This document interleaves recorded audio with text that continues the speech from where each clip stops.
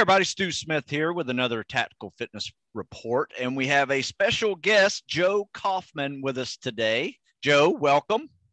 Thank you, sir. Excited to be here. I've been looking forward to this. I'm a huge fan. Oh, well, thank you. I'm a huge fan of you. If you guys don't know, Joe Kauffman is one of the co-owners and founders of a business called The Warrior Calling, and he's a former Navy SEAL, former BUDS instructor too, correct? Yes, sir. Yeah, I did the 4 years at second phase. Oh, nice.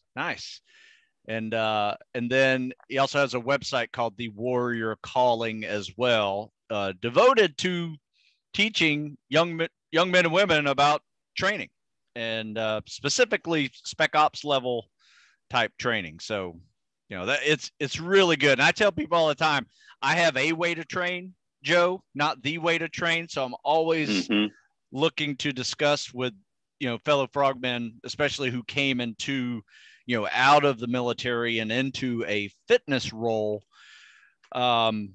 Just some of the things that they've learned over their journey, as well as maybe some of the reasons why you decided to go into a fitness world.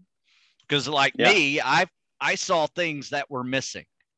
I saw things that I was like, I can fill in this vacuum of where I think, I could do something better, or I could, provide some information or service out there, that didn't exist. So, I'd love to hear your story about, let's take it from like when you were preparing for BUDS, and how do you think that has changed as well?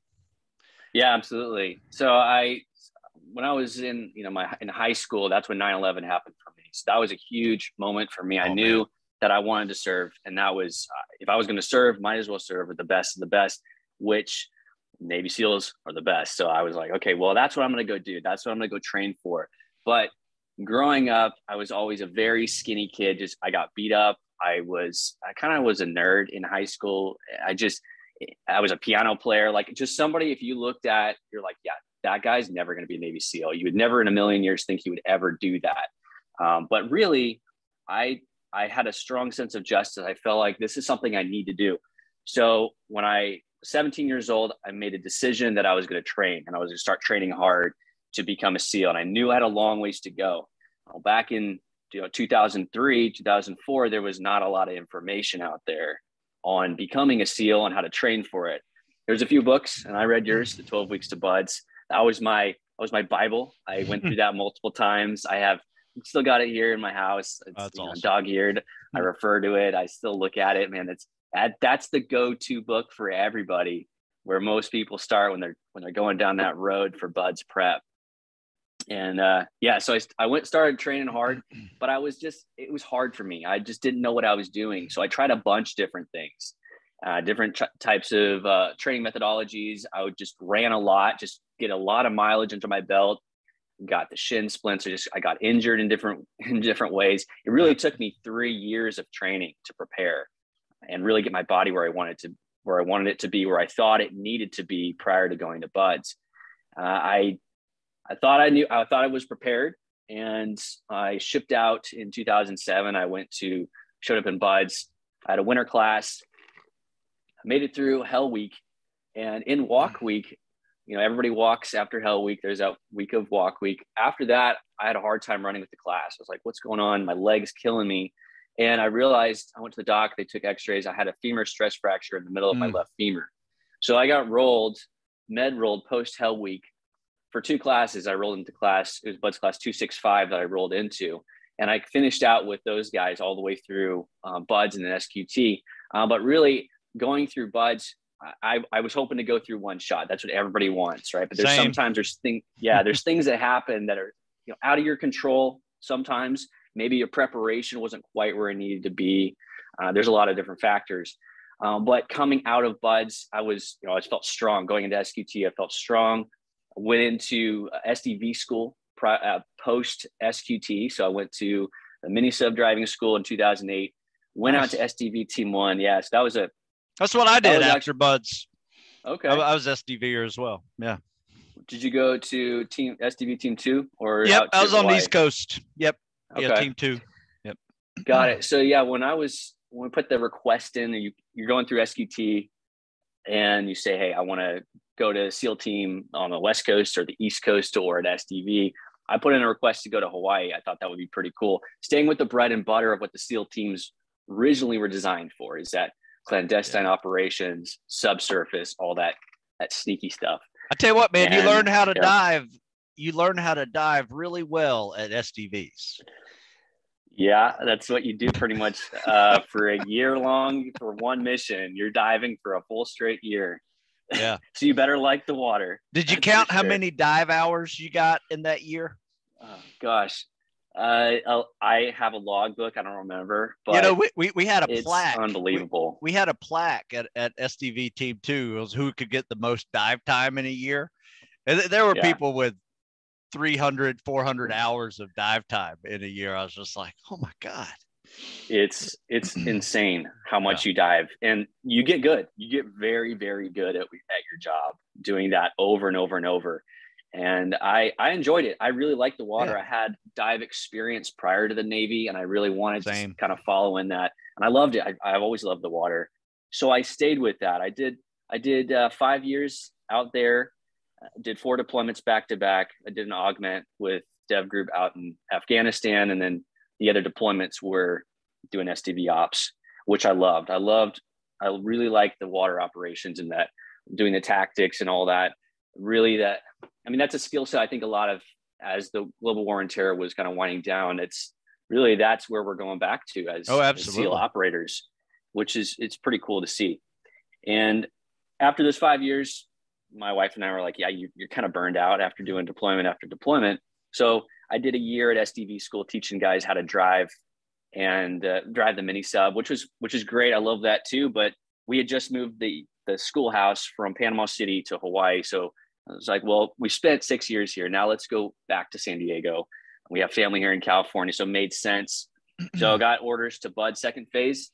Nice. I moved out. Yeah, we moved out here back to San Diego, and really coming from the SDV world with the real world experience, being in the water, it made sense. Just go to second phase, teach closed circuit diving, pool comp, all of that. So stepped into that for 4 years. I loved it. It was one of the best experiences that I can have, that I can say that I had in the Navy, to be honest. I love that.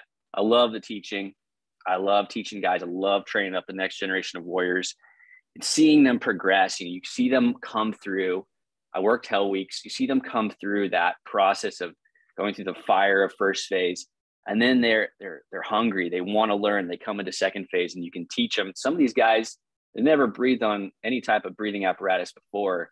And then they come into second phase, and you can take them from where they're going through pool comp and going through that process of finding out how they react underwater to stress, and then teaching them closed circuit diving, where by the end of second phase, they're charting their dives. They're going hitting targets in the bay. They're planning their dives.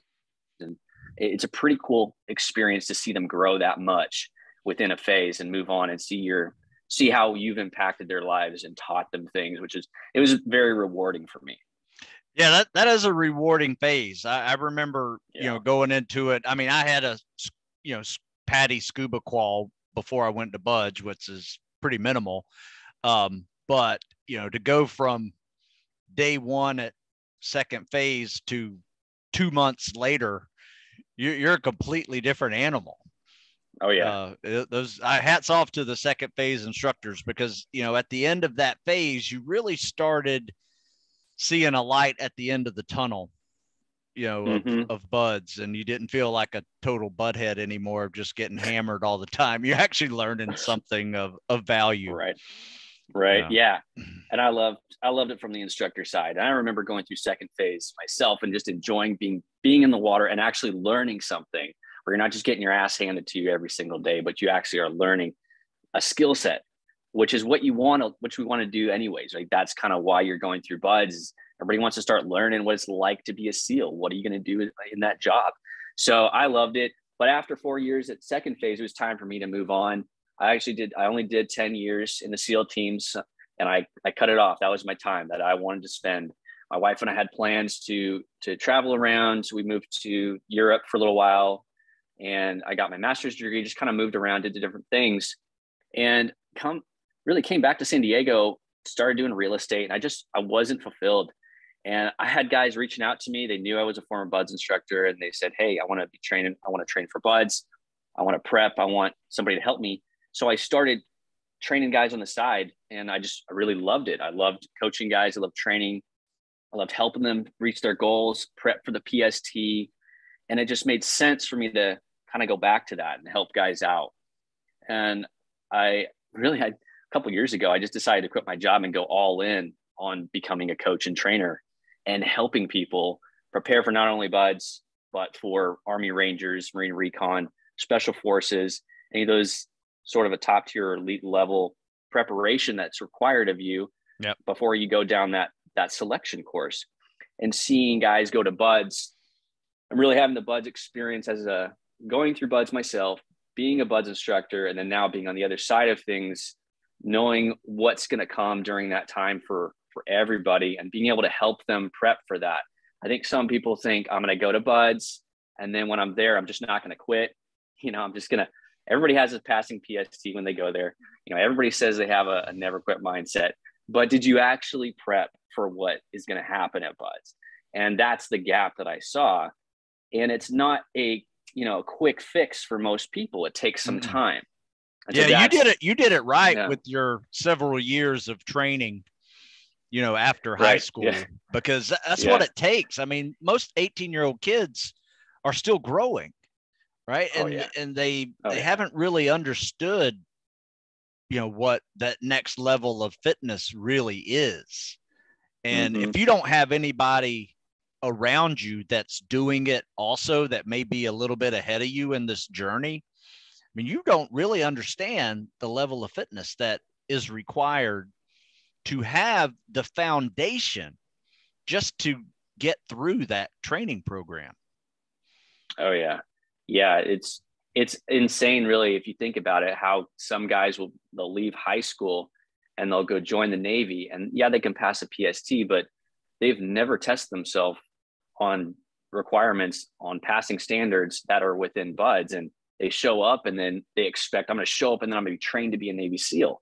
It's like, no, you're going into a selection process at buds. That's what it is. Yeah. You'll learn some skill sets along the way, but really that's, 6 months of buds, it's selection.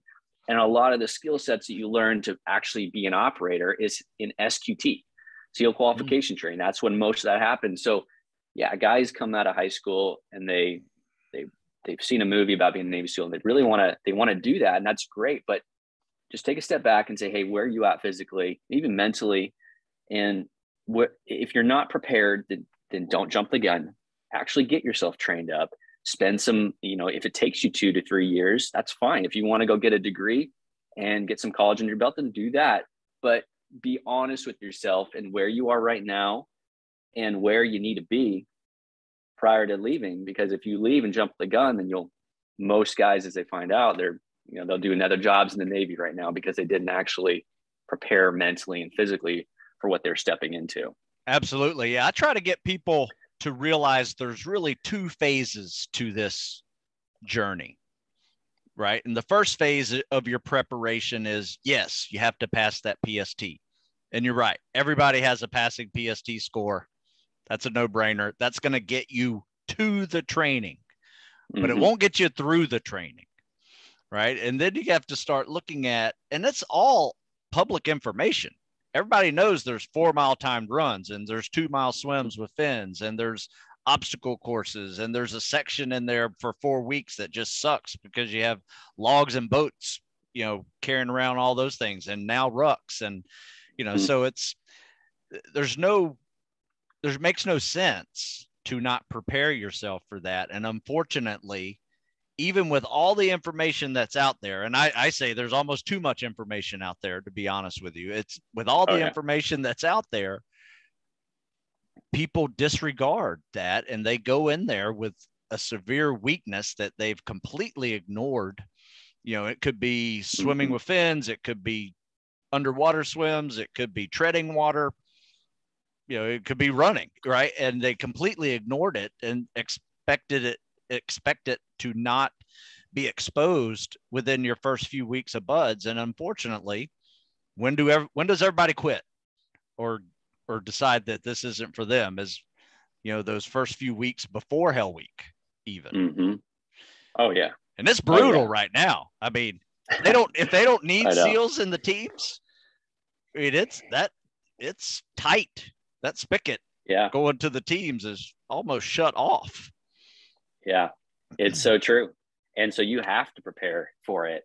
And I think you have to be honest with yourself, and it takes some bit of maturity. Like we talked about earlier, is if you're an 18-year-old, you might have that maturity level, but most guys, I mean, I remember when I was 18 years old, I was not mature. I knew I had to grow and develop and prepare myself. And I think another part of this that some people don't think about is just because your body is dialed in. Maybe you can pass a 4-mile run, you can pass a 2-mile swim, you've prepped yourself for that. Well, if your mindset isn't where it needs to be, so you don't have a strong why. You know, everybody talks about what's your why? Why are you doing this? Which is important. Very important. So if you don't have something that's driving you forward, that's really, you know, I call it the warrior calling. If you feel called to do this, this is something you need to do in your life. This isn't something, oh, that'd be cool to check the box and say I was a SEAL, right? It's something a lot deeper. And so when you're at buds and you're cold, you're wet, you're sandy, especially during first phase, if you don't have a strong why, then you're not going to be able to tap into grit. You're not going to be able to grind through those days when, you know, you're sore and you're up late at night and you're doing rock portage or you're doing boats and logs and you're cold, wet, and sandy. If you don't have a strong why, you're not going to be able to really, your mind and your body aren't going to be able to tap into grit. You're not going to be able to move forward because your body's going to say, I'm really hurt and sore. So why am I doing this? Why am I pushing myself to continually be miserable and to go through these evolutions and to push my body if there's no goal, or you're just thinking it'd be cool, you know, it'd be cool to be a Navy SEAL or whatever it is that your goal is. If there's no strong why, then you're not going to be able to have that mind body connection. You know, it's just, your body's going to say, hey, why the heck are you doing this? And that's what happens to a lot of guys, I think. Yeah. You know, that's a really good point, because I call that the moment of truth, where you better have an answer for that question that just pops in your head. Why am I doing this? You know, wouldn't it be nice just to go back, take a shower, and, you know, clean up? But why are you doing this to yourself? Because there's something in your head that there's something that does that, and you have to have an answer right there to shut that off. And if you don't, it's you're done. You really are. Yeah, it's so true. And if you're doing the surf torture where you're lying in the water and it's cold and the water's coming over your head and you're linked arms with your buddies, well, it's not like you can put out harder, you can do more push-ups, or you can run faster to finish the evolution out. You can't. You're just lying there being cold, being miserable. And that's when your mind's going to say, hey, why are you doing this? You know, what's going on? Why don't you go and just ring out, because it's nice and warm and you're in the barracks, right? There's a hot shower and all of that. You know, it's funny because, you know, whenever someone next to you, when you're linked arm in arm and they just undo their lock and you see them just get up and walk away, you know, it's one of those things of like, damn, I'm not there yet. But, you know, it's like you see it and you're like, don't look. It's like every time I saw the bell, I just averted my eyes as quickly as I could. I didn't want to see the bell.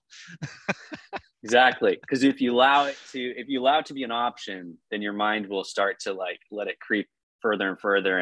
And then you'll have a moment of where you're going to see somebody who's faster than you. Maybe he's the boat crew leader. Maybe he's like for me, it was our LPO in our buds class. He quit on a night we were doing, I think it was rock portage or something like that, or it was some evolution at night. And we were all lined up on the beach and we thought he had ran back to the instructor, back to first phase to say, hey, we're ready for the evolution. But he had just run off the beach and quit. He'd rang out and we didn't know that. And then the instructor staff showed up and we're like, you know, where's the LPO? And it's like, no, he's gone. He rang out. And it shook the class. And that's what happened. It'll shake you, because you're like, well, he's faster than me. He's the class leader. And if he quit, what the heck am I doing? So you really have to have that strong why, because if your confidence is shaken like that, and then you have to really focus on what's right for you. Hey, this is your path. His decision is his decision, and you're gonna have to let him go and make his decision. But for you, you got to keep putting that one foot in front of the other, and that's the only way you're gonna make it at the end of the day. Absolutely, very good point. Well, yeah, there's not many chances I get to have BUD/S instructors who've worked Hell Weeks on the show. So over your years of being a BUD/S instructor, through Hell Weeks, or involved with anything that's first phase related, or maybe even pool comp related, what are some of the, I guess, things that you've noticed over the years, whether it's actual BUD/S itself or the type of students that are coming in, compared to maybe what you're seeing now in your training business? You seeing the type of similarities that need to be there, or are you seeing some lost souls in the process, still as well? So it's got kind of a tough question. Basically, it's just, as a BUD/S instructor going through Hell Week, what were some of the like neat signs that you saw young people having, that were successful? Yeah, no, that's great. So one thing you'll notice is, and it's really the character quality of somebody that has a good chance of making it, is somebody that has confidence. And it's not that necessarily they have cockiness, but you can tell that when they go into an evolution, they're putting their best foot forward. They're just as cold and they're just as miserable as the next guy, but they're still holding their head up. They still have that confidence, knowing that they're going to move through this. They're going to keep rolling through this. They want to be there. They think in the terms of, hey, I'm grateful for this opportunity that I have to go through BUD/S. There's hundreds of other people out there that would love to be in my shoes right now, going through this experience, and they count it themselves grateful for being in that environment. I think also officer candidates have this as well, where you can tell they have a little bit of, they hold their chest up, right? They have most of them hold their head up high. They have confident level that is normally higher than enlisted. And it's because they realize the opportunity they have. There's less opportunities for officers to go through BUD/S. It's more challenging to actually get your spot and show up there. And so when they're there, not only have they had to prepare to a higher degree, but they also have that more gratitude for that experience, knowing that, hey, there are so many people that wish they could be here right now going through this. And I think that's one of the biggest things I've seen, is just, if you can come into BUD/S and you have confidence, really confidence in yourself, that you did everything in your power to prepare, confidence in your calling, confidence in what you've set out to achieve. I think that's really the thing that can really be different than everybody else, because everybody should have that passing P. Everybody comes in with a passing PST. Oh, sure. Right. But it's what, deep down inside, if you don't have confidence and you're like, wow, I've never ran a passing 4-mile run before, or I've never put myself out of my comfort zone, well, then you're going to show up to BUD/S and you're not going to be very confident. You're going to, the first time you get yelled at by an instructor, you're like, oh my gosh, what's happening right now? This is, and you build it up so much. I think maybe that's the problem too, with so much information, is guys are just blowing this out of proportion, where, just say it's going to be difficult. Just say it's going to be a challenging thing to go through, and you train yourself, you prepare yourself, you have a strong why, and then go there and make it happen for yourself. Ignore everything else. Ignore the stories you've heard about anybody else. Make this your story, make this your experience, go into it with confidence, and be grateful for this experience. I think that would help, especially right now with a lot of guys going into BUD/S, and the numbers right now are, it's scary. It's brutal.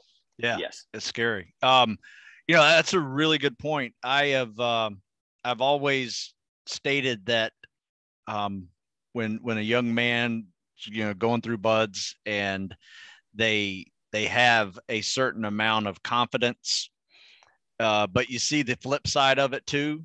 In fact, you know what? They did a study, a little research study. You know how they do all the BUD/S research studies on all the classes and stuff after Hell Week and all that.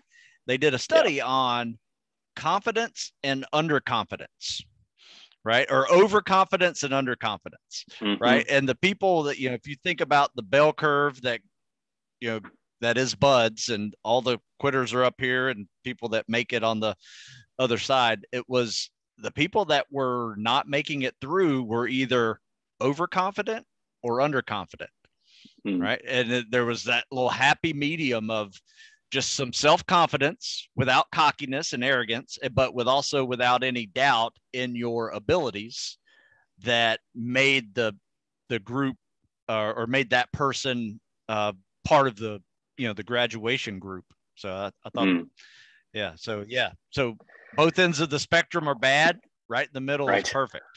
That makes sense. Yeah, it really does. And because I think comes with that middle ground of confidence is that you have a bit of humility also, because you know that you're not that cocky guy who's been a collegiate athlete who comes in who can crush a swim, right? You can just destroy everybody in the water. But when it comes to boats and logs, it really takes it out of you, and you dread that. And I think you'll see guys come in and they have overconfidence in one area, and then they'll be shaken. They can't hold that log and go into an overhead squat, or that boat pounding on their head. It just takes it out of them, and they just dread those evolutions. So they come in super confident, very confident, and then they'll be taken down a few notches because they realize that, wow, this is actually really hard. And the first time they have something really, really challenging that happens in their life, if it happens at buds, then that's a pretty big wake up call for some of these guys. And it knocks them for a loop, and they realize that, man, maybe this isn't for me. Maybe this isn't for me. So that's why in training, it's really, really good to find out, hey, can you even tap into grit in your preparation? So finding things that are challenging in your preparation and training before you get to buds to test yourself. So, the early morning runs, getting out there and actually performing and seeing your numbers drop on a 2-mile swim. Maybe it's just something really challenging, like a physical challenge, such as you're going to go hike this trail, and you're going to go start from this day to this day, and you accomplish it. And you see yourself go into these things, these tests that you provide yourself, and you see yourself come out the other end a winner. That builds your confidence too. So you know that you can go into some pretty hard challenges within buds, and you have that grit and that stick-to-itiveness to make it through those hard things, because everybody knows you can't prepare 100% for buds. No. There's things that happen and that you just can't prepare for. But if you have prepared on the front end, being able to tap into grit, being able to tap into things that are really getting yourself out of your comfort zone, and knowing you can complete something that you put up as like, this is a challenge for myself, and you do that, well, then you go to buds, the challenge comes up, that you can move through that and accomplish it. I love it. So with your training background now, where are you kind of focusing, like daily training programs with folks that work out with you? Are you able to, set up safe boundaries where people are able to tap into that grit? Because I have a couple of different ways I like to do it. I personally like first thing in the morning, get the workouts done. We're outside. I'm here in Maryland.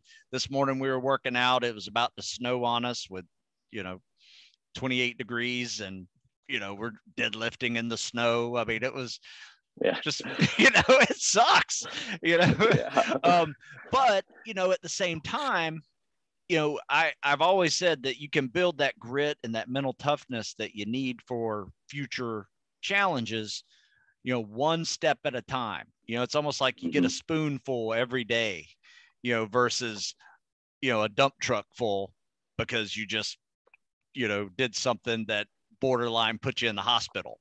Right. So you gotta be real safe. I always say there's a fine line between mental toughness and stupidity. Right. If you're screwing up your training and you're unable to run for 2 months because you got stress fractures or knee tendonitis because you overdid it, on a ill progressed run, right? You just jump into a marathon after not training for one or something, for instance. There's some fine lines there. So, what are you able to do with your folks that you seem to be really helpful? Yeah. So a big part of that is Yeah, definitely not jumping the gun for a lot of these people, because most people want to, they have a foundation that they're at, like they've done sports in high school, or they played sports in college. So most people have that. What we like to do is I focus on a transformation process, because anybody can go into a workout and push themselves and really find their limits. But if it's not the right level for them, meaning it's either too difficult or too easy, then it's not going to provide what they need in their training. So we have, with our programming, how we set it up is anybody that we work with, we do a week of testing. So the first thing we do is a week of finding out what their PST scores are, their 1 mile run, their 4 mile run. We have a whole questionnaire process where we have them answer, hey, what are your goals? What's your body weight? How many calories are you eating right now? Just really dig into where they are in this picture right now, in this day and time, instead of, kind of guessing, because I think there's a lot of, because everybody's different on that. So we do a week of testing, and then we develop a customized programming for them for a cycle. So it ramps up in different categories. We do strength, speed, endurance, PST prep, and it ramps up. And then we have another testing week and a deload, so we can keep looking at the results as we go through training. And then with that type of programming, we also, we're not programming 20 plus miles for somebody who's running, they're running 5 miles a week right now. We wouldn't program something that's 20 miles or more. Yeah. So we look at where they're at with that questionnaire, with their first week of testing, but really getting them out of their comfort zone, really tapping into grit is something else that we've been working on. And that's pulling in competition. So if you're just training by yourself, you're only going to push yourself to a certain level. Let's be real. Absolutely. If you're on a run, like with the guys you train, if somebody is in front of you on a run, you're like, well, I'm not going to let that guy beat me. I'm going to keep pushing harder. Well, this guy's doing more bench. He's doing more bench press than I am, or deadlift. Well, I'm going to throw a little extra weight on so I can match his or go above it. So having competition within guys that you're training with is super important. That helps you level up to that next level of getting out of your comfort zone. We also do a monthly challenge. So we have fairly easy challenges, but they'll get you out of your comfort zone. So this month we had 8 count bodybuilders, max amount of 8 count bodybuilders you can do in 7 minutes. So we find something that's going to really push you. That's something you can do and everybody can accomplish, but it's definitely going to be challenging. It's definitely going to get you out of your comfort zone. And there's different challenges that we'll throw in each month, but it's training. It's a process of training, but it's also throwing in things that are going to continually test you and see where you're at and push your body, because we could all train for a year and still not be hitting the numbers we want to hit if we're not getting out of our comfort zone. Yeah, absolutely. Because if you're not assessing yourself, you're just guessing. It really is that. And you got to assess yourself, whether it's PST level stuff or it's, just foundational strength, that's something too that a lot of athletes don't get access to if they're on the endurance side, whereas, the football powerlifting guys, they need to work on their endurance. So I've found over the years as well is that, there's no one stop shop for all athletes, right? Who want to do the job, even though the job is this, everybody comes in with all these different strengths and weaknesses. And if you don't assess yourself, one, you'll never know what your strengths and weaknesses are. And then two, your weaknesses will be exposed. I guarantee you in the first 2 weeks of buds. 100%. Period. I mean, they're going to be exposed, whether it's a big guy doing a timed run and trying to do the O course, or it's a little guy with a boat and log on his head. That's just the way it goes. Yeah.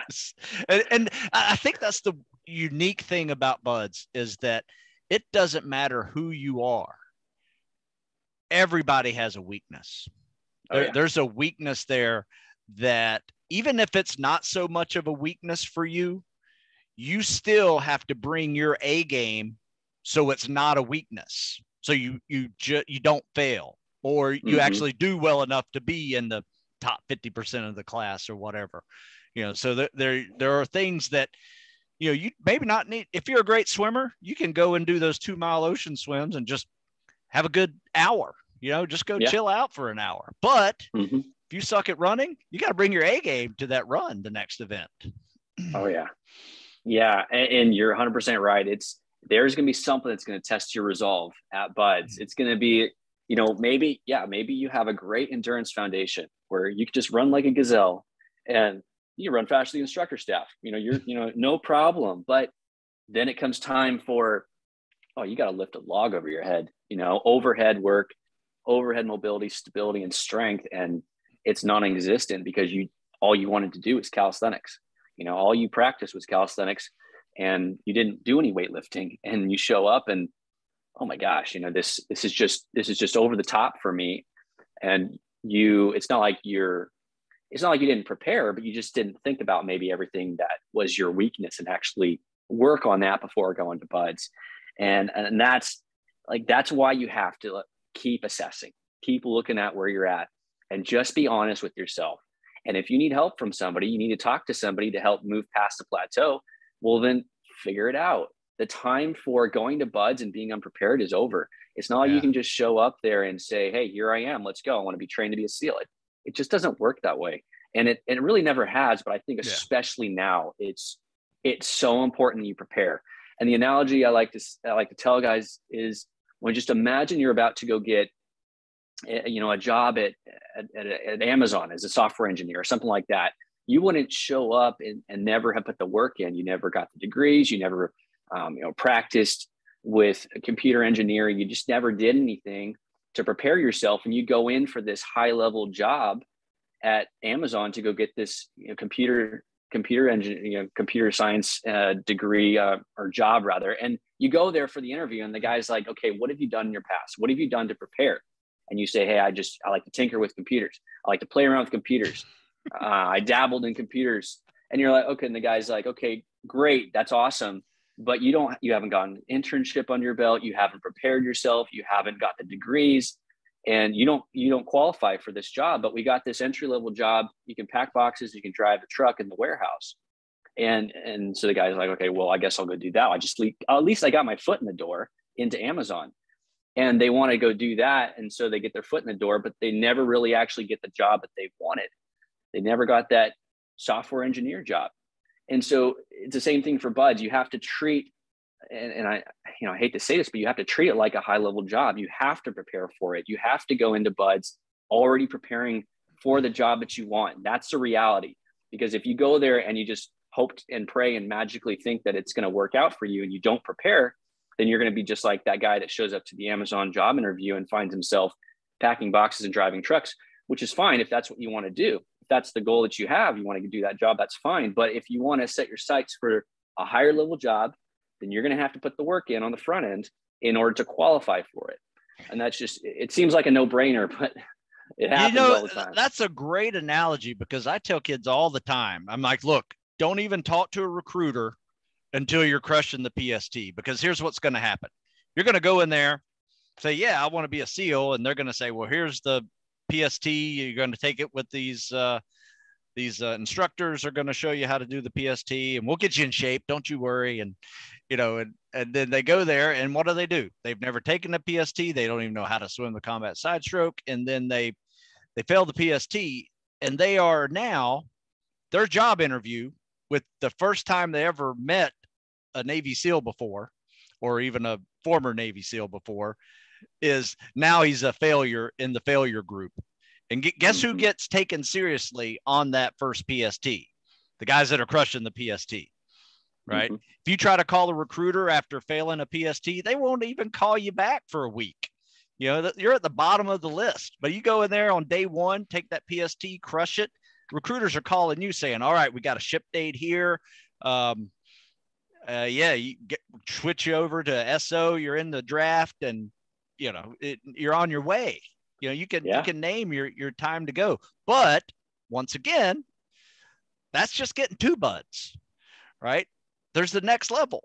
right? There's that master's degree that you're talking about that you didn't get at Amazon, that you needed Yeah. to get that job. You got to start figuring out what part of phase 2 of tactical fitness that is going to help you get through the training, because you can't rely on just PST numbers to get you through the training, at all. No, it's true. And I think it's just having an honest conversation with yourself and say, hey, where am I at right now? And if I want to go talk to the recruiter tomorrow, but you don't have the passing PST scores, well, then that's your first step. That's your first step, is crushing a PST and making sure you can hit those at least optimum scores. Really, you should be aiming for getting in the top tier score range. So you're good to go. You don't have to worry about any of the aspects of the PST. That's what you should be aiming for. But then, it's that, okay, well, it's like you're in sports. You go through the test to see if you qualify to even be on the team, right? In football, go through the combine, right? You go through that. Okay, you're selected. You're on the team. Well, now the real work happens in the training part of this, right? On the training field prior to game day. And Buds is game day. That's game day. That's when you go to Buds and you show up and show off in a certain way. You show up and you're ready to perform. Yes. Whereas guys go through the PST, they're on the team, but they never throw the football. They never practice tackles. They never want to go to the gym. They don't want to practice sprints. And then they expect to show up to game day and be ready to crush and win and dominate. And if you were playing professional sports, guys would be like, what the heck are you thinking, man? You're on the team, but you don't even put the work in. You're not out there practicing throwing the football or tackling or any of this stuff, practicing your plays, and you expect to show up to game day and still win. In professional sports, it makes like no sense at all, but that's still how a lot of guys, anybody really focuses on when they want to go to Buds or any high level selection course. Many times is what happens is they get that PST under their belt and they're like, okay, well, I must be good enough for Buds because I, check the box on my contract. So we're good to go. Right. Well, there's a whole practicing that you need to put in, the training you need to put in before you show up to game day.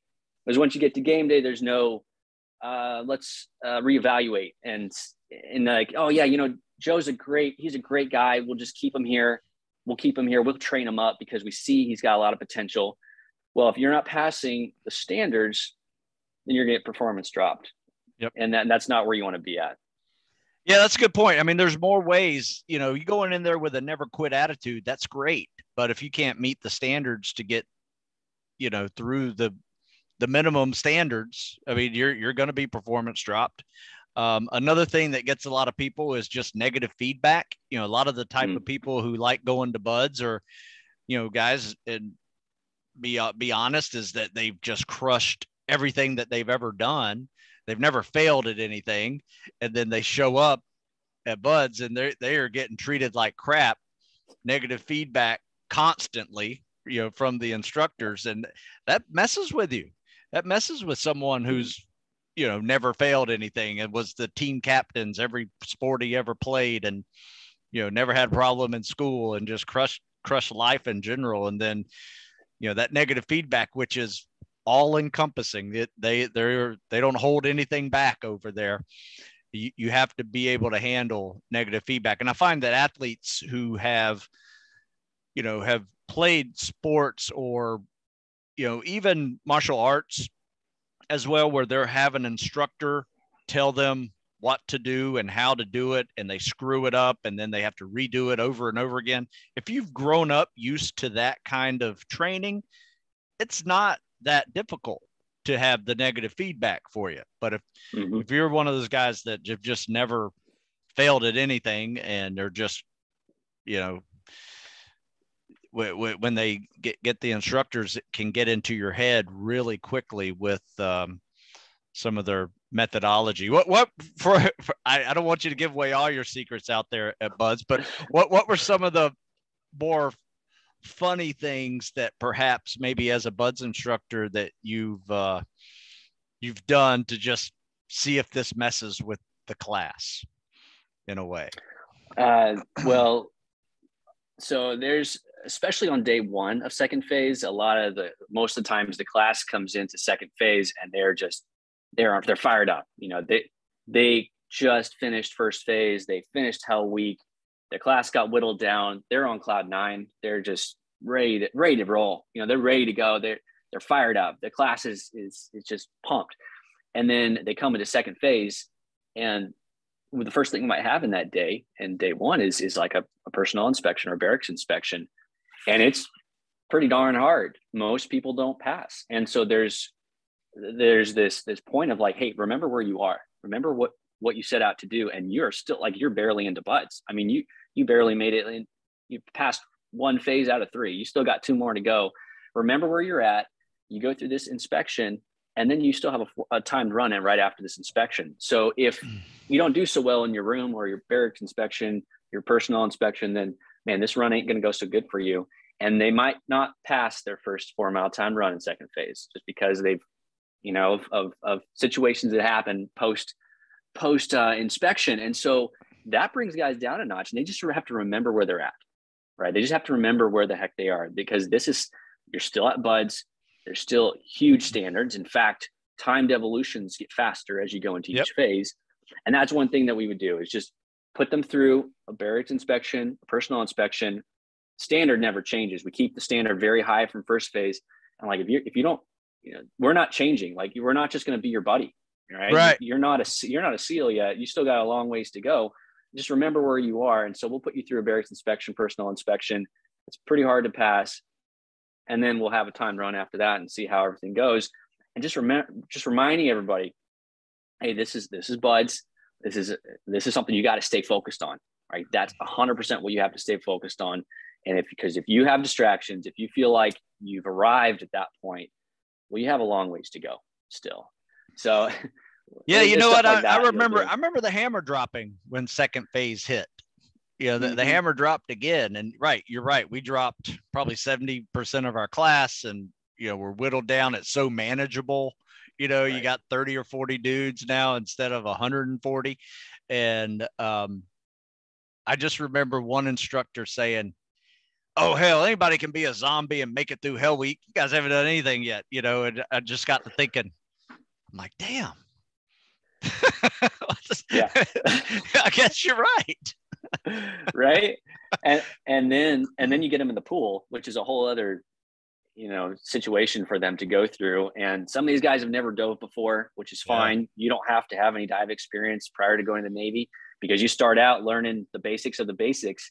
But within 2 weeks, you know, you're hitting up OC8 pool comp, which it's not an easy test to pass. No. Yeah. And that's where another big speed bump within the buds experiences is pool comp OC8. And if you can handle just grinding it out and going through Hell Week and just one foot in front of the other, you know, anybody, like the instructor said, anybody could do that. Anybody could be a zombie and just keep moving forward. But when you're put under that stressful situation, when your body and your mind is telling you to panic and get the heck to the surface, you're going to have to use your head. You're going to have to calm your body, calm your heart rate, think clearly in that stressful environment, and execute the next step, even when your body's screaming for air. And that's the next level for these guys too, is reminding them, hey, situational awareness is super important. Attention to detail is even more important. Like, you have to level up in second phase, because once you go into second phase and you learn how to dive and how to do combat swimmer operations, well, the next phase is third phase, where you're going to be handling live ammunition. You're going to be shooting guns. You're going to be blowing things up.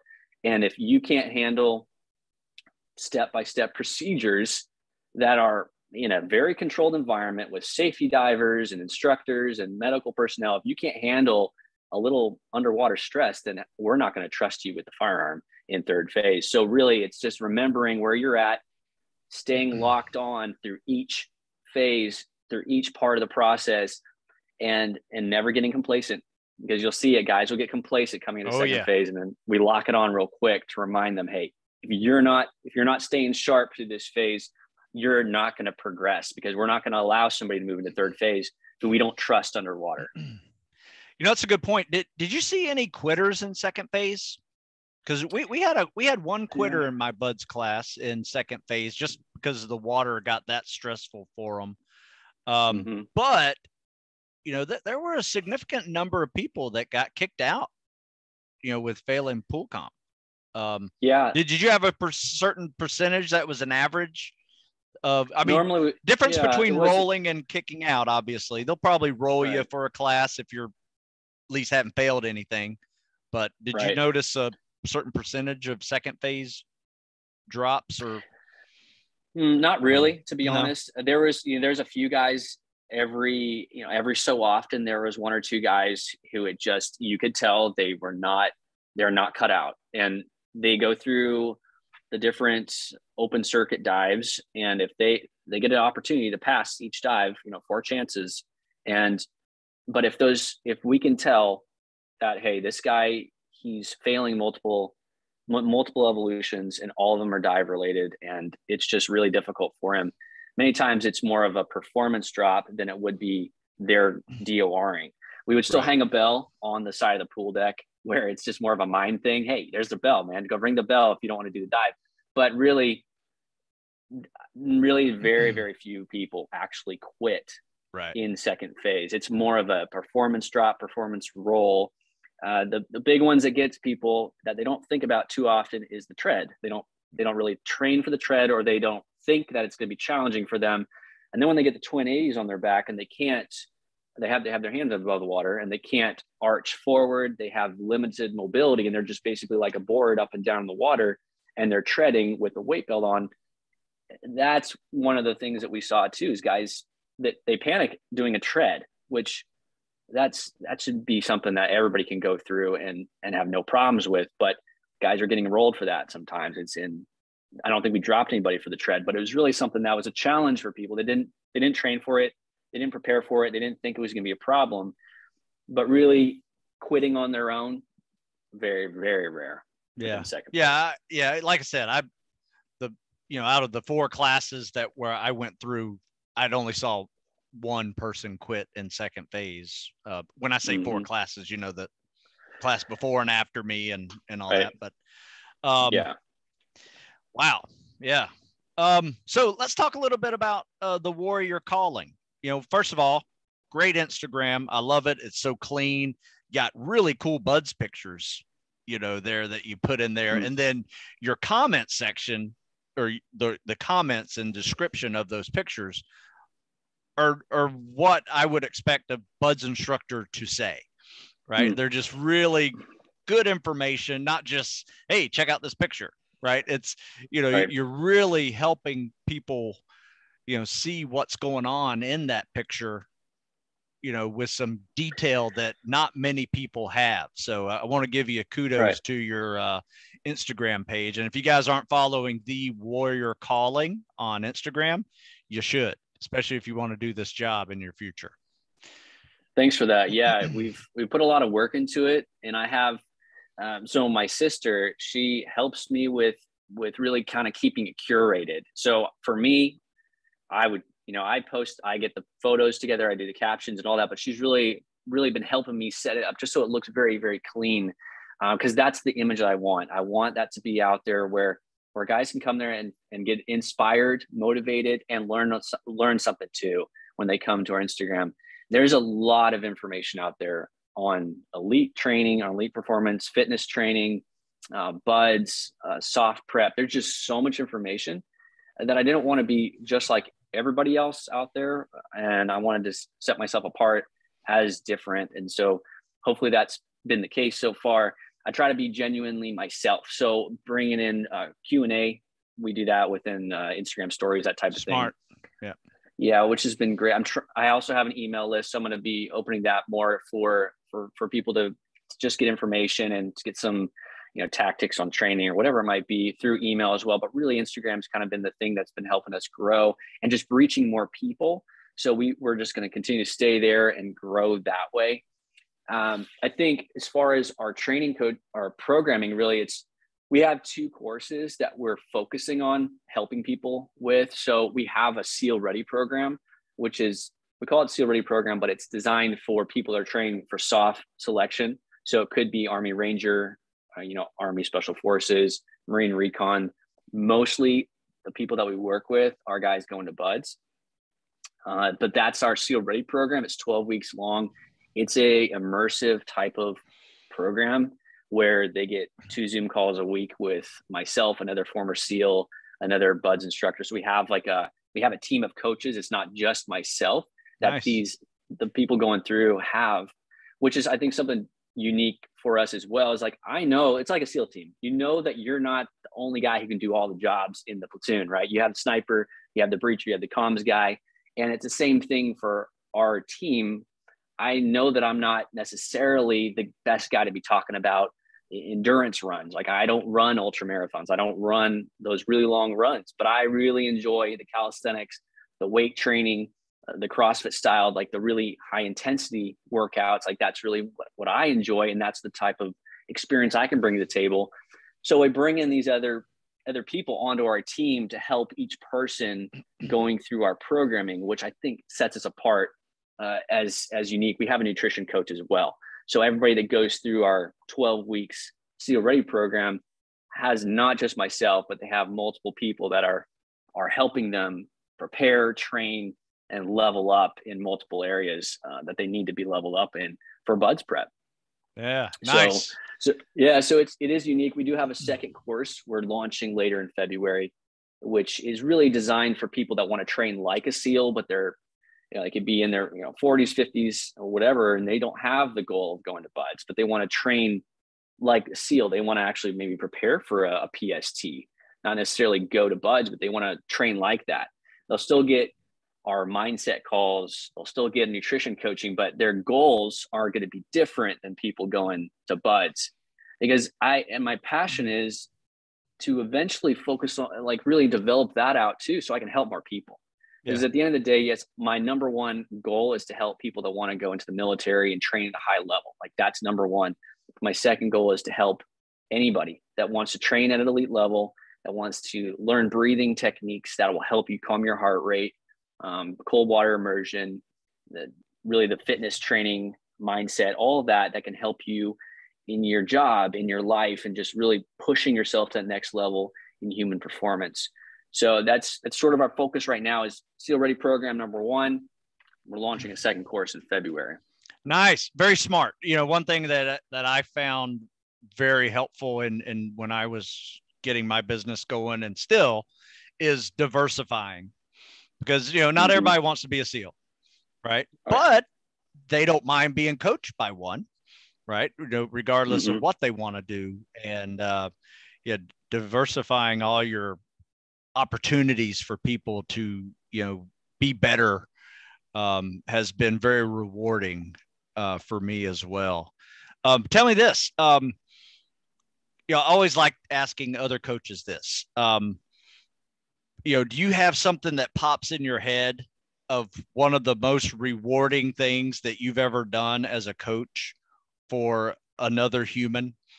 Whether that is going to BUDS, or it's, losing 100 pounds, or whatever that is, an interesting story that comes to you in mind on really why, once again, your why you actually do this, right? What is that person that comes to mind whenever you say, this is why I do this? Yeah, I love that. And so just the initial, just why I did this in the first place, was thinking about what I was like and what my inadequacies were starting out, and how I was a bullied kid. I was beat up. I didn't know how to do anything physical. And so really at the core foundation is that I want to help more people like that, who, yes, they want to be a SEAL. They want to train at elite level. They want to perform, but they don't know where to start. They don't know where to start. A good example is, we actually work with a guy, and he wasn't training for BUDS. He actually wanted to go through a SEAL Ready program to train with everybody that was going to BUDS, but he's in mid 40s, and he's just a guy in business, and he's here in Los Angeles. And he's one of the guys I think about, where he put the work in and he saw transformation in his life. He was on the calls with the guys, and he brought his life experience to the calls. And really he helped level up the entire group that was going through training at that time. This is last year. And he really, because he put himself out there, and he's swimming in a pool that was like 10 meters long, like super short. But he was doing all the workouts. He was showing up to all the calls, and he was losing weight. He was working out training hard. And that type of transformation was almost more rewarding than anybody else's, because he was putting himself out there in this community of guys that are training for buds, but he's not even planning on going there. He just wants to become a better human. And I think the biggest feedback we got from everybody else that was in that cohort going through that program was, man, this guy, it was so great having him in our team, in our group, because it made me think outside the box. It made me want to level up in life, because he's this guy that doesn't necessarily want to go to buds, but he's not letting his life just dictate how his life goes. He wants to keep pushing and training hard. So that was one of the reasons also why we wanted to set up a second program for people like that. Love where, it.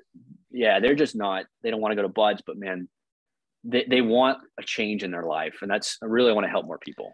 You know, I love it, because I have found that fitness can be that catalyst too, you know, Right. for changing not just your body and how you feel and how you look, but it can change everything from your energy levels at work, your productivity, your creativity, your relationships. I mean, all of it can be enhanced by getting after it physically.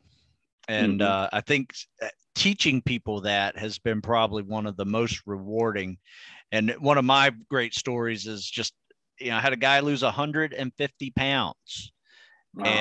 and joined the Army, you know, and he's a regular Army guy, but you know, he was 350 pounds when he started. Wow. And, you know, got less than 200, and, you know, met the height weight standards, met the physical fitness standards, and, you know, joined the Army. And, I mean, it took over a year to do, but, you know, that is a mentally tough guy just to keep going and keep going. I mean, he went from walking with us, because I wouldn't have a 350 pounder run at all, because, you know, his knees would hate him.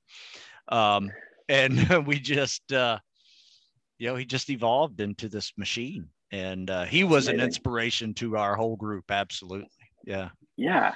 Yeah. And it's those people. I mean, those are the people that when you see at the gym, those are the ones you're like that. I mean, those people are the ones that deserve the gold star right there for going and training hard. And maybe they don't want to be a SEAL, right? It doesn't matter, but they have a goal and they're shooting for it and they're heading that direction. And it's so freaking inspiring for everybody else. Well, if they can do it and they can show up and they look like this, and they're ignoring everybody else or what other people might be thinking, and they're still getting after it, and they're going for their goal. Well, then what the heck am I doing? You know, it's the same mindset. It's the same mindset you have to have.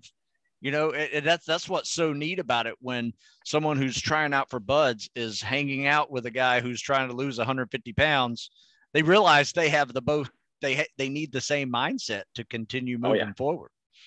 So, yeah. Oh yeah, man, love it. That's inspiring though. I love seeing those results. I think that's the next level too. Just if you're training people and you're seeing results, like that's the most rewarding thing as a coach, is just seeing these guys, seeing their confidence level go through the roof and seeing the transformation, seeing the results. I mean, it can't get any better than that. Yeah. Yeah. When I think whenever I have a lifestyle change like that, compared to taking somebody from 10 pull-ups to 20 pull-ups, you know, it's night and day. You know, the difference in how that makes me feel as a coach is absolutely, you know, night and day. It's fun to see the guy go from 10 to 20, but it is so rewarding to see the guy lose 80 to 100 pounds in a year and change the whole health outlook for the next decade, you know, for sure. 100%. Yeah. That's cool. Well, Joe, is there anything that you want to finish on? You know, obviously thewarriorcalling.com is where people can find you. The Warrior Calling on Instagram. You have other social medias that are out there? Is Instagram mainly where you get most of your folks? Yeah, Instagram is mainly our focus right now. We're not doing any other platforms. We do have a Facebook group, but really Instagram is the best place. Go to our website, and that's a great place to learn more about what we do. And we do have an application there. If anybody is interested in training, they can go and click that and go through our application process. But yeah, one other thing too is we do events. So we have a gym that we train at in Coronado, and I know that's part of, on social media, people will see us training in person, but really 90% of the people that we coach are all remote. So they're across the states, but we do have a gym that we train at in Coronado.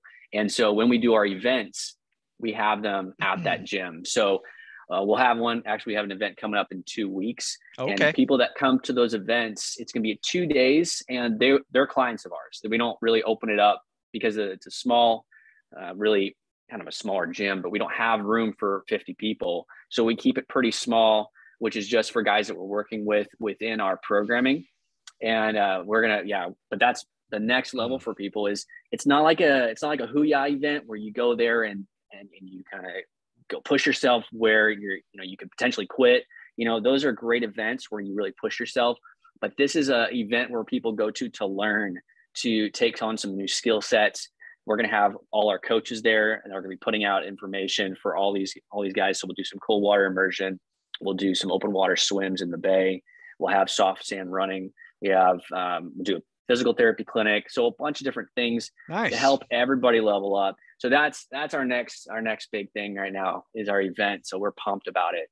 Absolutely. No, I love that. Something we do every quarter is we do something we call the Spec Ops Triathlon, where it's a 4-mile run, a 4-mile ruck, and a 1-mile swim. And we used to do it in a local pool, but with COVID, we can't fit that many people in the pool anymore. So we do it in the Chesapeake Bay, which is disgusting, but it's a really safe beach where we do it. It's like 4 feet deep for 50 yards, and so you just stand up if you're having issues. Right. But yeah, something you should consider. Spec Ops Tri is a great little tool, because you're going to run at Buds, you're going to swim at Buds, and it's swim with fins at Bud. Swim with fins for this Spec Ops Tri.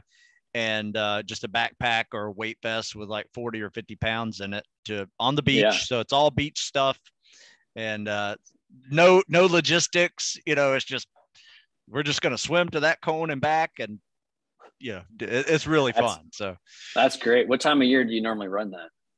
Well, we try it every quarter. However, the winter, the water was 48 degrees, and we decided to blow off the water part, and we just did like a run with some bear crawls thrown in there. So it was wasn't too bad though, but a bit chilly.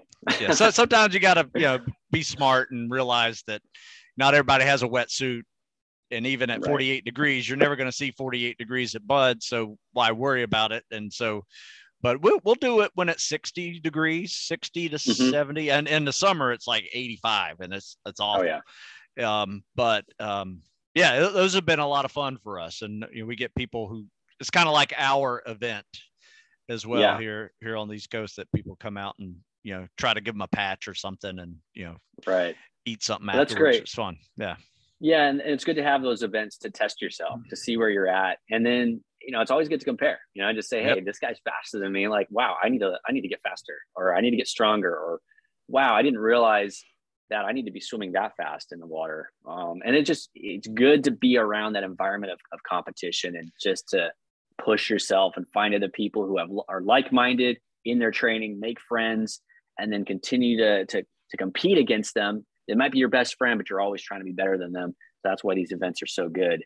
Absolutely. Where I see it being very helpful, Joe, is seeing is believing, right? And so for the guy who is about to ship out in another month, he's at that same event as someone who's just starting, right? And then you see that guy who is about to ship out, and he's been crushing everything, and you say, oh, that's what I have to be like whenever I get to that point.